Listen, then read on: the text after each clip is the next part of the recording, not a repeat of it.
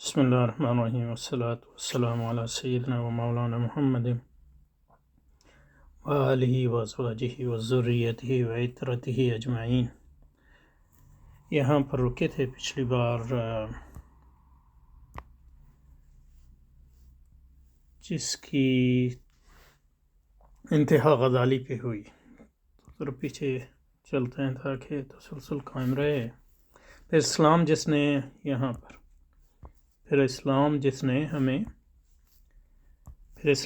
نے سمع و بصر اور فؤاد و قلب کے ساتھ ساتھ بار بار فکر و علم پر زور دیے تو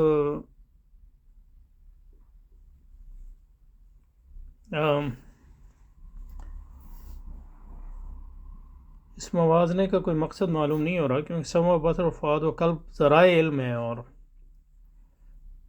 تو ذرائع علم پر زور دینے کا مطلب فکر و علم پر زور دینا ہی ہے۔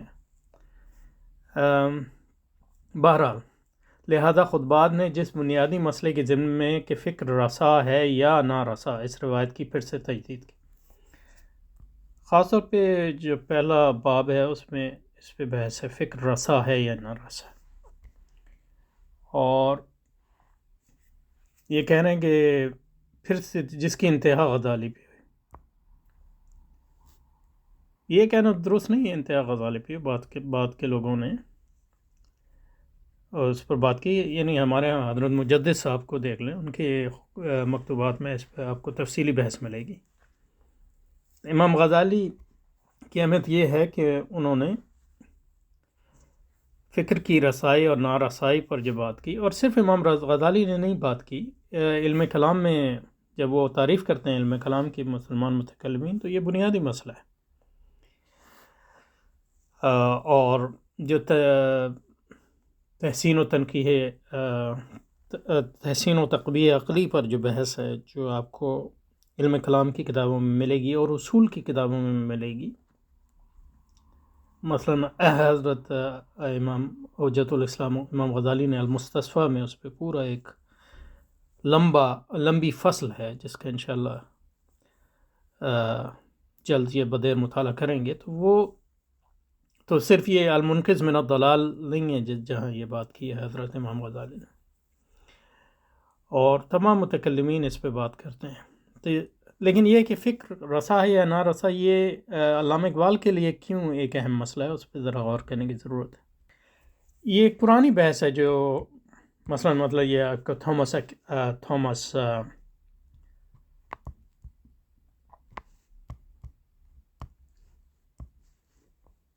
اکوائنس کے ہاں بھی ملے گی،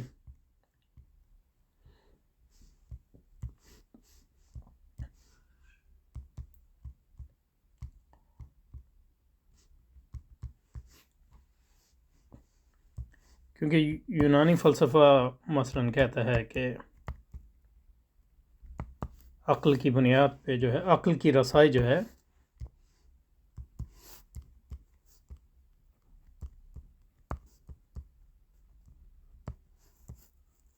بنیادی طور پر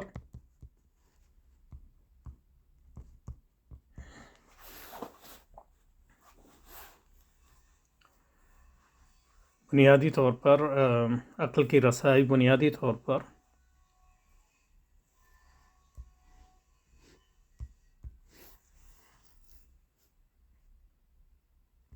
ہر چیز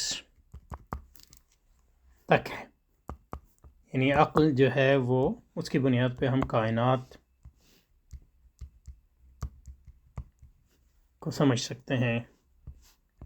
اس کے مبدا و معاد کو سمجھ سکتے ہیں، حیات کو سمجھ سکتے ہیں، مقصد حیات کو سمجھ سکتے ہیں، اخلاق کو سمجھ سکتے ہیں، اخلاق کی بنیادوں کو سمجھ سکتے ہیں وغیرہ۔ تو اگر اس بات کو مانا جائے تو تھامس ایکوائنس جو عیسائی متکلم ہے اور فلسفی بھی ہے، یعنی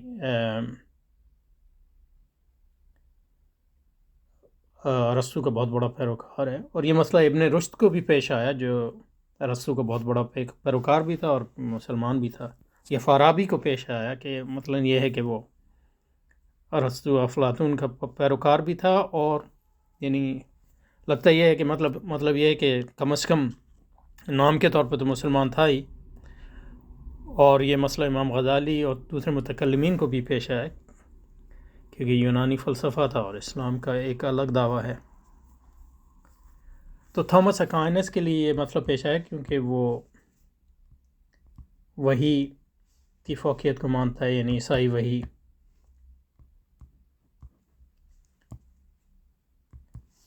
تو وہ جس چیز پہ تھامس اکوائنس جس چیز پہ اس مسئلے کے جو لوگوں نے حل نکالے ہیں وہ 2-3 ہیں۔ مثلا آپ کہیں کہ وحی کے ذریعے بھی حقیقت اولیاء تک معلوم ہو سکتا ہے آپ کو حقیقت، اور عقل کے ذریعے بھی، لیکن عقل جو ہے وہ اس کا اس درجے کا استعمال کہ اس کے ذریعے حقیقت تک رسائی ہو، وہ صرف چند لوگوں کو اس کی صلاحیت ہوتی ہے، جیسے ارسطو، افلاطون وغیرہ۔ اور دوسری بات یہ ہے کہ وہ عقل جس زبان میں حقیقت کی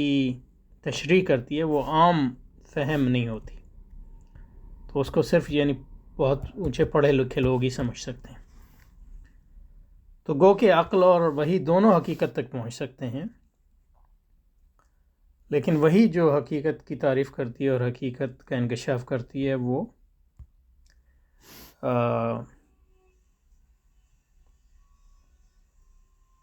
عام فہم زبان میں ہوتا ہے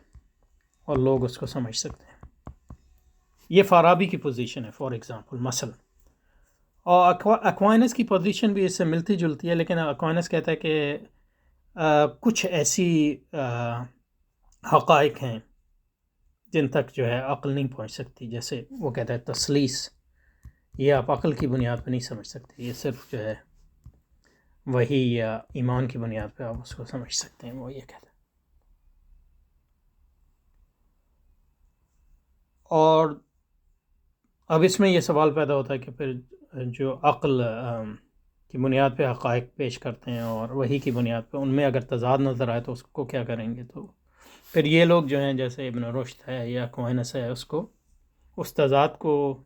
زیادہ تر اس بنیاد پہ بیان کرتے ہیں کہ وہ تضاد جو ہے ایک ظاہری تضاد ہے، حقیقت میں تضاد نہیں، یا تعارض جس کو کہتے ہیں۔ اور ہمارے ہاں جو ہے یہ بحث علم کلام میں تعارض عقل اور نقل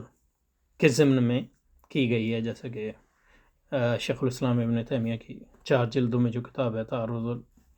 عقل اور نقل پر، وہ انہی موضوعات پہ بحث کرتی ہے۔ اس میں یعنی فارابی اور دوسرے لوگوں کے جو آراء ہیں اس کی تردید کی گئی ہے تفصیلاً عقلی بنیاد پہ۔ تو وہ ایک امام غزالی اور امام ابن تیمیہ کی پوزیشن یہ ہے کہ عقل جو ہے وہ اللہ تعالیٰ کا ایک انعام ہے ہم پر، لیکن عقل جو ہے ہر چیز تک اس کی رسائی نہیں ہے، اور چونکہ عقل کی ہر چیز تک رسائی نہیں ہے اس لیے ہمیں وحی کی ضرورت ہے۔ تو وحی ان چیزوں کے یعنی وحی اس لیے نہیں آتی کہ ہمیں ان چیزوں کے بارے میں بتائے جو انسان اپنی عقل سے جان سکتے ہیں، تو اس لیے وحی ہمیں سائنس سکھانے کے لیے نہیں آتی، نہ وہی جو ہے جیولوجی سکھانے کے لیے آتی ہے، نہ فزکس۔ وہ تو اللہ نے ہمیں آلات دی ہیں اور ہم اپنی ضروریات کے مطابق اس کو استعمال کرتے ہیں، کافر بھی کرتا ہے، مسلمان بھی کرتا ہے۔ لیکن وہی آتی ہے ان مسائل کی طرف رہنمائی کے لیے جو انسانی عقل جو ہے یا تو ان کے بارے میں کوئی فہم دینے سے قاصر ہے، یا جو فہم دیتی ہے وہ فہم جو ہے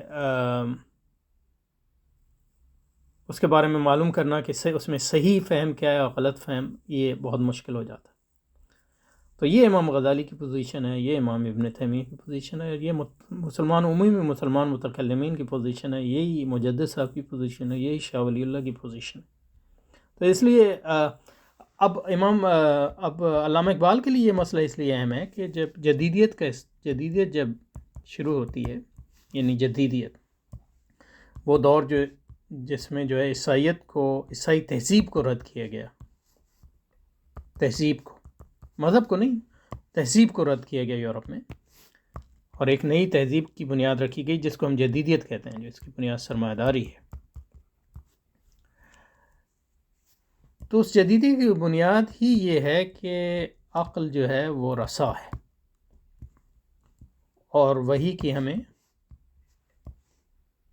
یا تو ضرورت ہی نہیں ہے، یہ ہے بھی تو وہ ایک ذاتی مسئلہ ہے لوگوں کا۔ جیسے کہ لوتھر نے کہا کہ ہر انسان کو وہی آتی ہے ذاتی طور پہ، اور وہی جو ہے یقینی وہی ہے، اور اس سے باہر جو ہے اس میں مذہب کا کوئی تعلق نہیں، وہاں جو ہے عقل۔ تو جدیدیت کی بنیادی یہ دعویٰ ہے کہ وہی عقل رسا ہے، اور وہی کی یا تو ضرورت نہیں ہے یا وہی جو ہے اس کی بنیاد پہ ان چیزوں کو یقینی طور پہ نہیں جانا جا سکتا جس کو عقل جان سکتی ہے۔ تو ایک نئی تہذیب قائم کریں گے عقل کی بنیاد پہ، ایسی عقل جو وہی پر اس کا انحصار نہیں ہوگا، یا تو وہی کو رد کرے گی یا اس کو ذاتی معاملہ قرار دے گی۔ تو اس لیے علامہ اقبال کے لیے اب یہ مسئلہ جو ہے اہم ہے کہ عقل رسا ہے یا نہیں۔ اور آپ دیکھیں گے کہ خطبات میں جو وہ بات کرتے ہیں وہ یہ کرتے ہیں کہ عقل ایکچولی رسا ہے۔ تو ان معنوں میں وہ جدیدیت کے حامی ہیں، ان معنوں عقل رسا ہے۔ ظاہر ہے کہ وہ وہی کو رد نہیں کرتے، لیکن یہ کہ عقل کو رسا سمجھتے ہیں، اور اس بنیاد پہ سمجھتے ہیں کہ عقلی طور پہ جو ہے اسلامی وحی کے اصولوں کو جو ہے اس کی عقلی بنیاد پہ، سائنسی بنیاد پہ اس کی توجیہ کی جا سکتی، اور وہی کی ضرورت جو ہے ان معاملوں میں پیش آتی ہے جن معاملوں میں جو ہے یعنی زیادہ تر اخلاقیات کے معاملوں میں، اور یہ صرف اللہ یا تہذیب معاملوں میں، اور یہ صرف علامہ اقبال کی رائے نہیں ہے بلکہ بہت سے جو جدیدیت پسند لوگ تھے، خاص طور پہ 19ویں صدی میں اور 20ویں صدی کے اوائل میں یورپ میں، وہ بھی یہی سمجھتے تھے کہ وہی کی یا الہامی تعلیمات کی اخلاقی اور ثقافتی میدان میں ضرورت ہے، عقلی بنیاد پہ جو ہے اخلاقیات کی تعمیر نہیں کی جا سکتی۔ تو اس لیے بہت سے لوگ جو ہے وہ جو خدا اور مذہب کے قائل، یعنی عقلی طور پہ ان کا میلان نہیں تھا، وہ مذہب اور اس کی تعلیمات کو افادی بنیاد پر اس کی توجیہ کی انہوں نے 19ویں صدی میں، کہ اس کے بغیر جو ہے اخلاقیات اور تہذیب اور ثقافت جو ہے تباہ و برباد ہو جائے گی۔ تو علامہ اقبال کی رائے جو ہے اس کے بیچ کی رائے ہے ایک خطبات میں کم از کم، لیکن اس کو دیکھیں گے بعد میں انشاءاللہ۔ لیکن یہاں صرف یہ بتانا مقصود ہے کہ عقل رسا ہے یا نہیں، یہ بحث جو ہے علامہ اقبال کے لیے کیوں اہم ہے۔ تو پھر اسلام جس نے سمع و بصر و فؤاد کے ساتھ ساتھ بار بار فکر اور علم پر زور دیا اور جسے ہم نظر انداز نہیں کر سکتے، لہذا خطبات نے اس بنیادی مسئلے کے ضمن میں کہ فکر رسا ہے یا نہ رسا، اس روایت کی پھر سے تجدید کی جس کی انتہا غزالی پر ہوئی ہے، جس سے گویا اس بحث کا آغاز ہوا۔ اپنی عالمگیر اور مقصود دونوں حیثیتوں سے، لہذا ہمیں چاہیے اس کل کے پیش نظر جو عبارت ہے زندگی سے پھر یہ اب دے گا کل، ٹوٹیلٹی،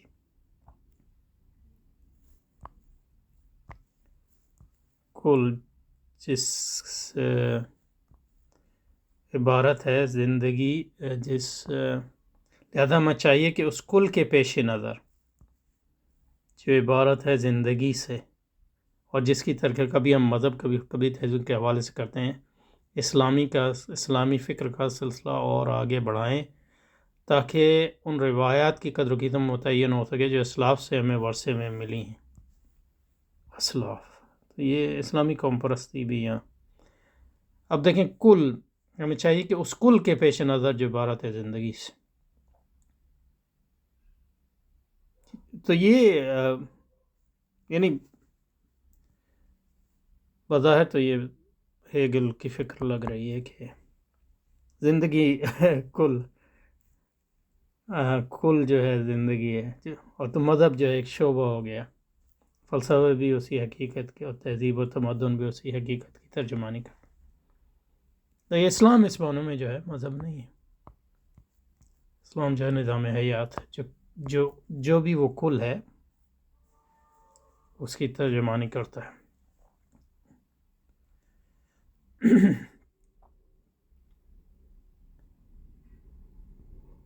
بہرحال بیان ہی جیسے ان مسائل میں جن کی طرف گویا ضمناً اشارہ کر دیا جائے، مثلا اشارہ کا نظریہ جوہر، نظریہ جوہر وہ ذہنی، تو اشارہ کا ایٹمزم علامہ اقبال نے اس کی طرف خود بعد میں اشارہ کیا ہے. وہ ذہنی بغاوت جو فلسفہ یونان کے خلاف رونما ہوئی. اب یہ ایک اہم تھیم یا مبحث ہے علامہ اقبال کے ہاں، اور وہ سمجھتے ہیں کہ مغربی تہذیب جو ہے وہ یونانی فکر کے خلاف ایک بغاوت ہے.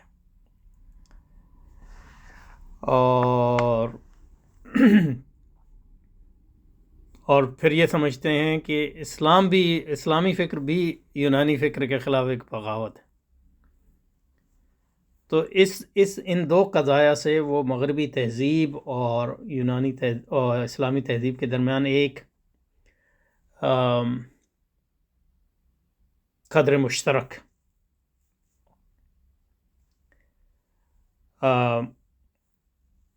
دیکھتے ہیں، اور کہتے ہیں کہ مغربی تہذیب اپنے مثبت پہلوؤں میں اسلامی تہذیب کی ارتقاء یافتہ شکل ہے. ظاہر ہے یہ گمراہ کن خیال ہے اور غلط، یعنی اس کا کوئی، اور اسی کو ہم مطلب ایک بنیادی طور پر رد کرنے کے لیے اس کتاب کو پڑھ رہے ہیں. اور نہ صرف یہ کہ رد کرنے کے لیے، بلکہ یہ کہ یہ سمجھنے کے لیے کہ علامہ اقبال جیسا جو ہے مسلمان آدمی اور رسول اللہ کے محب، اس قسم کی فکر، اور مطلب جس نے مغرب و مشرق کے فلسفوں کو پڑھا، ایسی فکر کن وجوہات کی بنیاد پہ اس فکر سے متاثر ہوئے، اور پھر دیکھیں کہ ہم اس کے مقابلے میں کوئی اس سے آگے بڑھ سکتے ہیں یا نہیں بڑھ سکتے. تو وہ ذہنی بغاوت جو فلسفہ یونان کے خلاف رونما ہوئی، اور جس سے ہمارا ذہن ایک ایسی ہی بغاوت کی طرف منتقل ہو جاتا ہے جس کا تعلق ایک دوسرے خطۂ ارض یورپ سے یعنی ایک ذہنی بغاوت جو یونان کے خلاف تھی مسلمانوں نے برپا کی، لیکن مسلمان اس بغاوت کا باوجوہ صحیح فائدہ نہیں اٹھا سکے. تو پھر یورپ والوں نے اس بغاوت کو جو ہے دوبارہ برپا کیا اور اس سے صحیح فائدہ اٹھایا اور ترقی کی، جبکہ ہم پیچھے رہ گئے. یعنی مطلب یہ پیچھے رہنا جو ہے مسلم قوم پرستوں اور مسلم متجددین دونوں کا ایک بنیادی تھیم یا بنیادی، یعنی مطلب یہ ہے کہ ان کے ہاں ایک بحث ہے. پھر جب یہ کہا جاتا ہے کہ یہی بغاوت تھی جس نے فکر حاضر کا راستہ صاف کیا، یعنی ہموار کیا، حالانکہ اس کا زمانہ کہیں مؤخر تھا، تو سوال پیدا ہوتا ہے کہ ان دونوں میں کوئی تعلق تو نہیں تھا. یعنی یہ جو میں نے اس کے یعنی کیا اسلامی یونان کے خلاف بغاوت اور مغربی یونان کے خلاف بغاوت میں کوئی فرق تھا تو نہیں. مترجم تھا تو کیا مطلب رائے بہرحال یہ ہے کہ مؤخر وجود اول ذکر کے وجود سے بے تعلق نہیں تھا، اور یہ علامہ اقبال کی رائے بھی ہے، لیکن ہم سمجھتے ہیں کہ یہ غلط رائے ہے. پہلی بات تو یہ کہ ایسی کوئی بغاوت، اب اس میں دیکھتے ہیں اس بغاوت کچھ بنیادی باتیں عرض کرتا ہوں، پھر مطلب یہ ہے کہ جب خود بات پڑھیں گے تو اس پہ تفصیل سے بات کریں گے. میری اپنی رائے تو یہ ہے کہ ایسی کوئی یونانی تہذیب کے خلاف جن معنوں میں علامہ اقبال کہہ رہے ہیں بغاوت،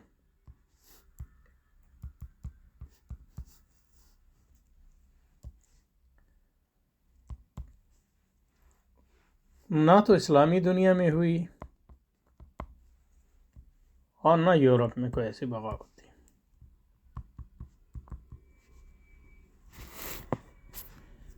اسلامی دنیا میں جو ہوا کہ یعنی مطلب یونانی امام غزالی نے کیا، وہ یونانی فکر کے کچھ پہلوؤں مابعد الطبیعاتی اور وہ یہ بڑا اہم تھا جو تنقید امام غزالی نے کی، کیونکہ اس کی وجہ سے امام غزالی اور ان جیسے دوسرے مفکرین امام ابن تیمیہ وغیرہ، انہی کی برکت سے یونانی فکر جو ہے اسلامی فکر پر اس طرح غالب نہیں آئی جس طرح وہ مطلب مثلاً عیسائیت اور یہودیت پر غالب آ گئی، اور ان مذاہب کا چہرہ ہی مسخ کر دیا انہی امام غزالی کے کام کی برکت کی وجہ سے، اور ان کے جو اساتذہ تھے یا ان کے جو روایت تھی، اور پھر جو ان کے شاگرد اور شاگردوں کے شاگرد ان کی برکت سے۔ لیکن اس سے یہ نتیجہ نکالنا کہ یہ کوئی عمومی بغاوت تھی یا یونانی فکر کا اسلامی فکر پہ کوئی اثر نہیں تھا، یہ غلط ہے۔ یونانی فکر کا اثر بہت زیادہ ہے، یعنی منطق میں، فلسفے میں، اصول میں، ہر چیز میں، اور مطلب علم کلام میں خاص طور پہ۔ لیکن یہ کہ وہ اثر جو ہے ایسا دور رس نہیں تھا جس طرح جو ہے، اور مسلمانوں نے جو یونانی فکر سے اخذ کیا وہ اپنی کم از کم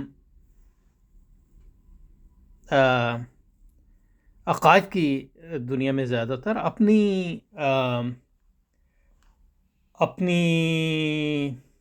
شرائط پر کیا۔ اب جب یورپ میں جو یونانی فکر کے خلاف،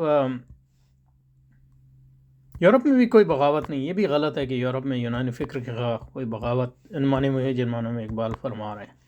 علامہ اقبال یا نذیر نیازی صاحب، کیونکہ یورپ میں جو مطلب یہ ہے کہ نشاط ثانیہ ہے،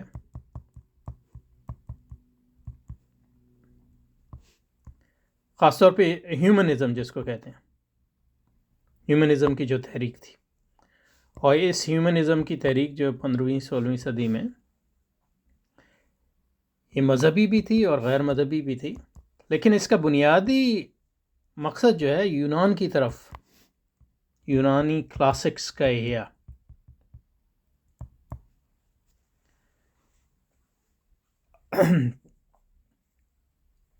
حتیٰ کہ مثلا یہ ہے کہ 13ویں صدی تک جو ارسطو کو عیسائی پڑھتے بھی تھے، ارسطو کی منطق کو پڑھتے تھے، لیکن ارسطو کی مطلب یہ ہے کہ مابعد الطبیعت کو نہیں پڑھا جاتا۔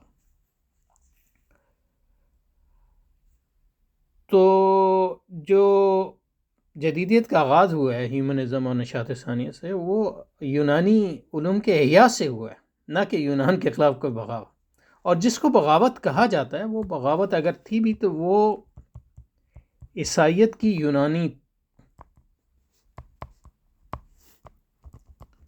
یونانی تشریح کے خلاف بغاوت تھی، اور اگر کچھ لوگ ارسطو کے خلاف جنہوں نے بغاوت کی تو وہ بھی محدود، اور ارسطو کے بغاوت جس بنیاد پہ کی، مطلب ارسطو کو رد کر کے افلاطون کی طرف چلے گئے یا ما قبل افلاطونی فکر کی طرف چلے گئے، تو وہ اور جو مغربی تہذیب میں جو عمومی تشریح، وہ ہمیشہ انہوں نے اپنے آپ کو یونانی تہذیب کے احیاء کے طور پہ پیش کیا۔ تو اس لحاظ سے کہنا کہ کوئی بغاوت تھی یہ درست معلوم نہیں ہوتا، لیکن اس کو دیکھیں گے انشاءاللہ۔ تو پیچھے چل، تو یہاں پہ رکتے ہیں انشاءاللہ، یہاں سے اگلی بار شروع کریں گے۔ السلام علیکم۔